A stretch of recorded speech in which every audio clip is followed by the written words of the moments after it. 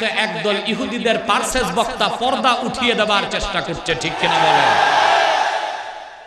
এই বক্তা তো সেই কুলাঙ্গার বক্তা যাকে 8 মাস আগে আমি কুফরির ফতোয়া দিয়েছি।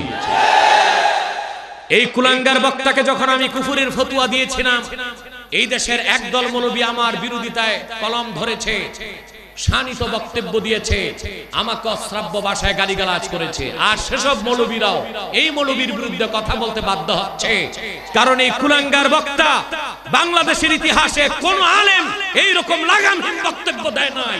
সে যে রকম লাগামহীন বক্তব্য দিচ্ছে, ঠিক কিনা বলে?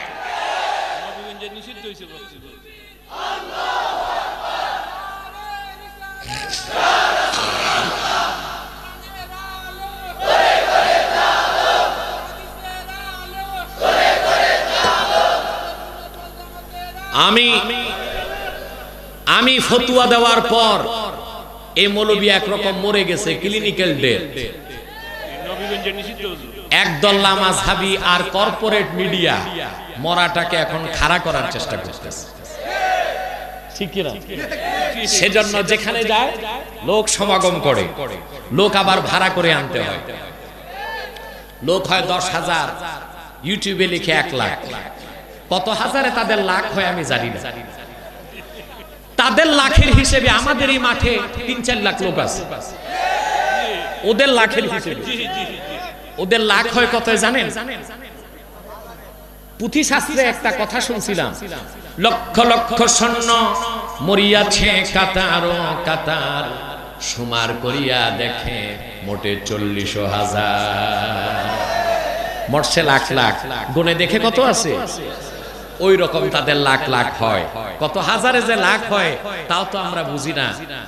মিডিয়াতে আসতেছে 170 ফুট লম্বা মাঠ, 75 ফিট পাশ, ওখানে 6 থেকে 7,000 লোক বসতে পারে, ওখানে নাকি 3.5 লক্ষ লোক বসছে। এতেই বোঝা যায় কত হাজারে তাদের লাখ হয়, ঠিক কিনা বলে? আমার ভাইরা, আমার বুঝে আসে না যে কুলাঙ্গার বক্তা রাসূলুল্লাহর শানে 6 প্যাক শব্দ ব্যবহার করেছে, আমার আল্লাহর শানে আবেহালা শব্দ ব্যবহার করেছে, হযরত ওমরকে মাতখোর বলেছে, হযরত আলীকে মাতাল বলেছে, আম্মা জান খাদিজাকে ইনট্যাক্ট ছিল না, ভার্জিন ছিল না বলেছে। সেই কুলাঙ্গার বক্তা বাংলাদেশে কেমন করে বক্তব্য রাখতে পারে? সুন্নি জনতা মাঠে নেমে আসো, তাকে জুতা দিয়ে পিটায় আবার মালয়েশিয়া পাঠানো হবে।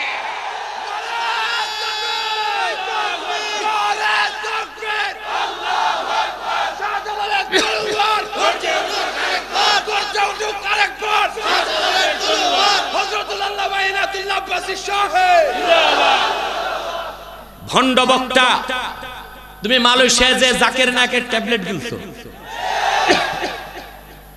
এদেশে সুন্নি জনতা থেরাপি দিয়া ট্যাবলেট বের করে দেবে। এখনো সময় আছে, তওবা করো। তুমি বাচ্চা মানুষ, পড়াশোনা কম, কথার মাঝখানে ওই যে কিছু দেখেন না, কিছু ট্যাংরা, কিছু ফিশ, কিছু বাংলা, কিছু ইংলিশ নাকি? আপনার লন্ডন অনেকে গেছেন, ইউরোপ আমেরিকায় মুসি, ডোম, মেথড, ক্লিনার, ও ইংলিশ। ওই দেশে শুনছি কুত্তারও নাকি ইংলিশ শিখায় 2-4টা শব্দ। এটা কি আলেমের কাজ? কথা বলেন, আলেমের কাজ? বড় আলেম বক্তব্যে কোরআন পড়বে, হাদিস পড়বে, অথেন্টিক তাফসীর থেকে রেফারেন্স দিবে, ঠিক কি না? নির্ভরযোগ্য মুহাদ্দিসদের বক্তব্য তুলে ধরবে, ওইটার নাম ওয়াজ। বক্তা যেগুলো করছে এটা তো আওয়াজ। আগে মানুষ ওয়াজ শুনতে ঈমান বাড়তো, এখন ওয়াজ শুনলে যা ঈমান আছে স্টেজে রেখে বাড়ি যেতে হয়, ঠিক কি না? বলছিলাম কেন যে তোমার দেশের বক্তারা বিতর্ক সৃষ্টি করে, আমাদের তখন সমাধান দিতে হবে নাকি?